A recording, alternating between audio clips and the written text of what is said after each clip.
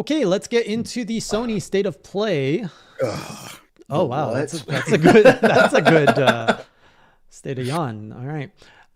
Crash Bandicoot 4, it's about time, getting the PS5 exclusive upgrade on March 12th, which includes faster loading times, DualSense features, enhanced 3D audio. You can also transfer your save from PS4 to PS5. Love it, like it, hate it, man.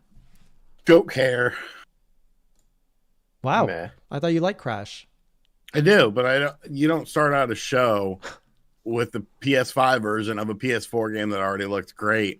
That's going to be $60 if you buy the PlayStation 5 version, or I could buy the Switch version for $40 when it comes out on the same day.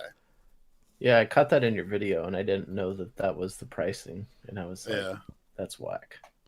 It's a meh. I mean, granted, you can buy the PS4 version and then get the free upgrade, but it's like, if that's the case, why even make a dedicated PS5 version? Like, it's stupid.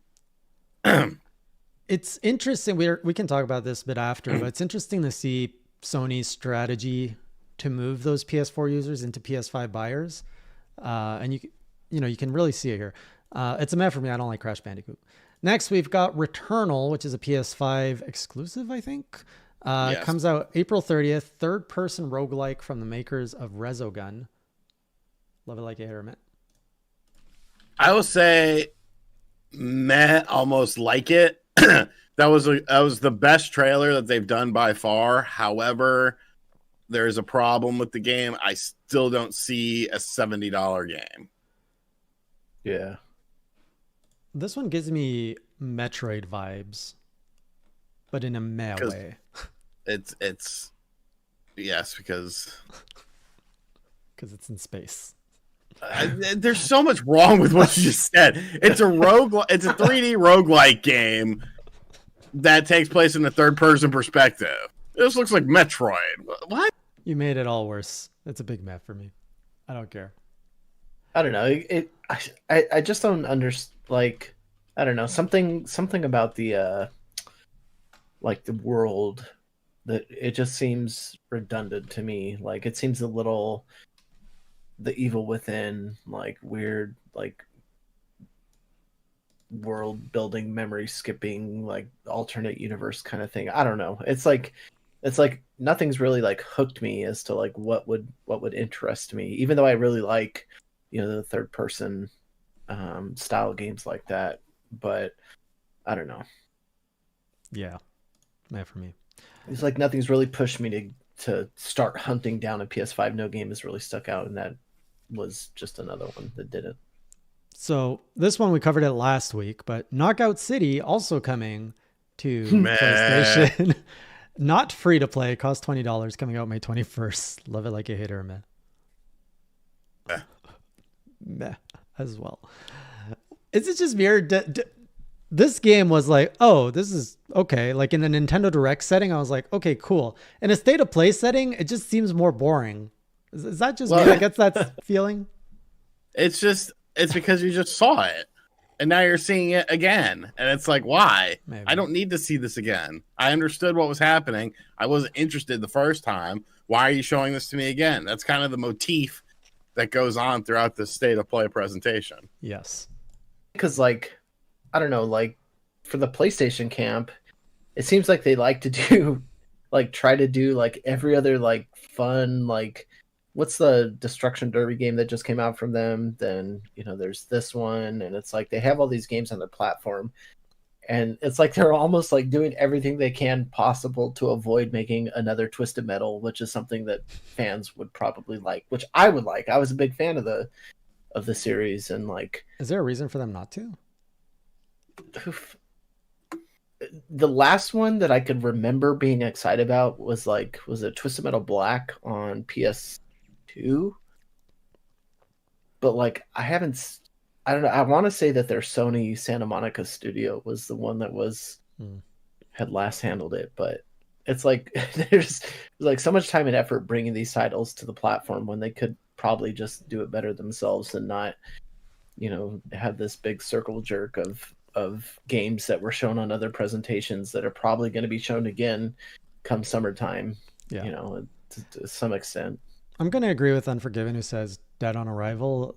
it seems like it's a multiplayer only kind of game, which means there's going to be a heavy push, because for this game to succeed, they need to hit a critical mass of users to justify like the online costs of keeping this game running. And what's going to happen is after 6 months, they're either going to hit it or quit it, which most likely is going to be quit it. And then the devs are going to turn off the servers a year or two from now because the costs aren't worth it. Like, it's a game that continuously loses money when you do online only like this. Next, we've got Sifu. I think this was a newly announced game coming to PS4, PS5 this year. It's basically like a Kung Fu kind of game. Love it like you hate it or meh. What is it? How does it play? What's the gameplay like? What am I doing in it? Why did he age? Looks like you're fighting people with Kung Fu. Like, man, like it looked somewhat interesting, but you didn't give me anything to sink my teeth into, and any actual information on the game itself. Yeah. The art style I like. The combat looks cool, but I don't see how it's fun. Like, how do you pull off those combos? You know, is it you just push one button and he just goes do, or nothing about the game looked very satisfying. It feels like, you know, it could be like a beat 'em up, but then if it goes to these like slow down events, like like take something like Max Payne, for example, like, you know, the bullet time and all that stuff. Yeah, it was like a main mechanic, but does it get tiresome using it over and over and over again? Like, yeah. And I feel like if this was like that same thing where it's implemented, like the closest, like I'm with Sean on this. Like, I couldn't even peg what type of game it was or is. Like, the closest conclusion I had was like, oh, this looks like Shenmue QuickTime events. Cool. Yeah. I'm intrigued though. So it's a meh more than I hate it. Next, from the creators of Hyper Light Drifter, they're releasing Solar Ash later this year. 3D platformer coming to PS4, PS5. Love it like it, hate or meh. Meh. It's going to be a super short game, I feel. We've already seen it before during the last state of play. Yeah. I don't need to see it again. I didn't like Hyper Light Drifter, so when they're using that to like market, I'm like, I didn't like the first game. The difficulty curve was too high. I like the aesthetics. I like the idea it's a 3D platformer, but nothing has really pulled me in of like, I need to play it. So I'll give it a like. There's more likes right now. I'm intrigued. How about you, Greg? Yeah, I'm between like I want to say meh, but I don't know. Like, I'm looking at it now again too, and I'm just like, I hate that, like, you know, when it is that fast too, because like you can't really absorb, you know, the world design. Like, your time is too busy spent, you know, just going from platform to platform, moving forward, pushing on, and like I don't know. It doesn't. Again, it's like one of those things that it hasn't quite interested me yet, and I don't think it will. Even though it's pretty, and it's just weird, you know, riding the coattails of Hyper Light Drifter when like most people don't or haven't played that game, don't know what it is, and just know it just by the name alone. Yeah. I remember that was one of the first titles on Indie Corner way back in the day, Hyper Light Drifter. Did that ever come out to the Wii U? I don't think it did. No. It's just fun to say. Five Nights at Freddy's Security Breach, PS4, PS5 coming later this year to PS5. Love it like you hate it or meh? Meh. Big meh. Don't care about Five Nights. Maybe if I was 15, maybe. Right. Oddworld Soulstorm, April 6th, free on PlayStation 5 for PlayStation Plus subscribers. Love it like you hate it or meh? Meh, already seen it a million times. I hate this franchise.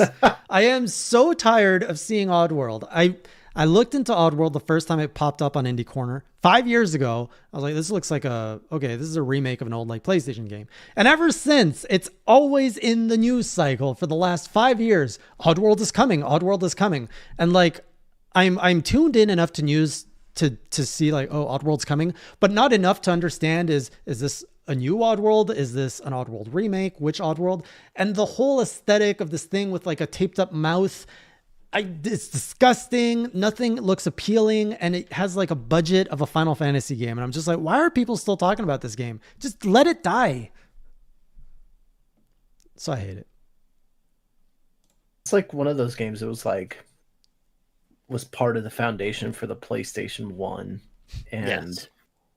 it just I like in my head, I'm like, yeah, it must be popular to some people because people, they keep producing these games. But Somebody's buying them. I have never met a person that said like, Neither have I. like this game is fun, you should play it. No one has ever been like, hey, it's a good game, or like, hey, here's my top 10, my top 20, no, my top 100 games of the year. Nobody ever says Oddworld ever. In fact, what is its Metacritic score? Let's. I just remember Oddworld, Abe's Odyssey. That's like the only name that stands out in my head. And it was Abe's Odyssey, Abe's Exodus. Oh yeah, New and Tasty. Oh, that's Abe's Odyssey. Was it Strangle World or something? Okay, it has pretty decent reviews. The lowest I'm seeing here is like low 70s, but it has a lot in the mid-range 80s. Maybe we need to play Oddworld. I just don't know, like what. I don't even know anymore because I thought it was like a puzzle, kind of like a puzzle platformer, where you like move your people along or something. Fucking wrong. They're not bad games. They're just. Greg, you pick one, play it. I'll play the other one. Sean, you can play one too if there's enough to go around.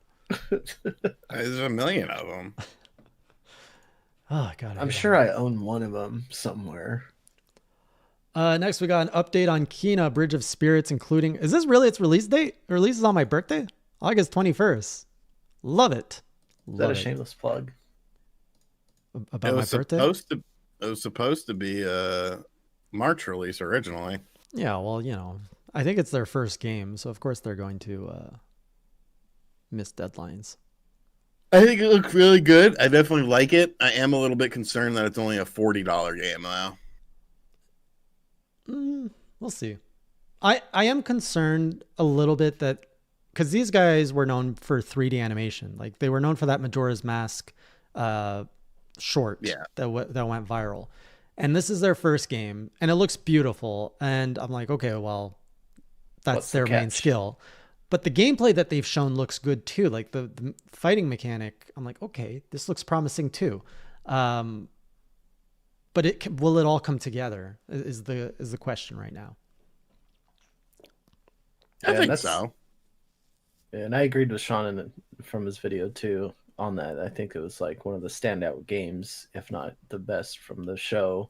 Yeah. And like actually like looks enticing and I don't know. That's my question is, if everything, if they've, managed to do, the visuals and what they've shown for the combat look really polished, does that, does the price point suggest that maybe the game's short? Potentially. Which would be sad. Because I don't know. Next up, we've got Deathloop coming to PS5 May 21st. Love it, like it, hate it, spit out my coffee, or F off. Once again, I have seen this game so damn much, and it's one of those games where you see it once, you know whether or not you want to buy it or not. Stop showing me this game. This game was supposed to be a launch game that was then delayed for the PS5. Like, I don't get it.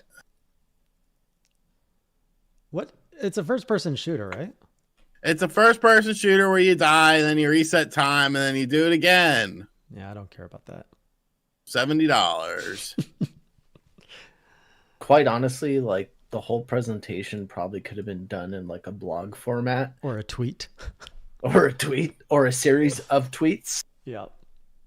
Like if you had to put Deathloop in there, and I'm sure we're going to see it again, like I was saying earlier, it's just this like constant just like rehashing of these games over and over again. Why? Well, they gotta remind the fan base that stuff's coming, especially they have a new console. They gotta push units. It's like getting to the point, like how like they say that, something's funny only 3 times. Like you make a joke about something once, twice, and then the third time, and then after that it just loses its luster. And I think this is just like beating a dead horse. Like it's just like why even cram it down our throats at this point. We know. I think Shut you up. bring up a good point, and I think it's maybe the PlayStation 5 is not selling well. And It is. It is? Yes, they just don't have any software for it right now. Maybe it's 'Cause- not selling according to expectations. No, it is. It is? Go buy one. Okay, well, Can you go buy one? I've never tried, but I heard it's hard. Yeah, it's damn near impossible. Just a quick comment. Yes. Although you didn't agree about the Sony looking desperate to kind of push PS5s. Didn't you think that, this late state of play is just like they're just trying to put as many things as they can to get people to go over PS5? Like it seems a little bit more. They're not pushing the PlayStation 5 that hard because you can't buy a PlayStation 5 right now. It has nothing to do with the sales of the system. The system is actually out. I think it was like between the hundreds between the PlayStation 4 and PlayStation 5 initial sales of it. The difference is the availability. You could easily get a PlayStation 4. You cannot easily get a PlayStation 5. It has nothing to do with anything. It just has to do with the fact that you can't buy a Series X. You can't buy a Series S. You have to stock online. You can't just walk into a store. The You world's can't a different buy place. you can't buy a graphics card either. Right. Yeah, and then I saw another thing that one of the places, actually one of my good friends used to work there, the Samsung Semiconductor in Austin. It's like that's where a lot of these chips are made for iPhones, and it was brought up in the news because the president was talking about it for hardware availability, but they were also hit by all the Texas power outages and freezes, so that just further created problems for limited availability of hardware outside of the pandemic. So I think there's just availability in general sucks. Yeah.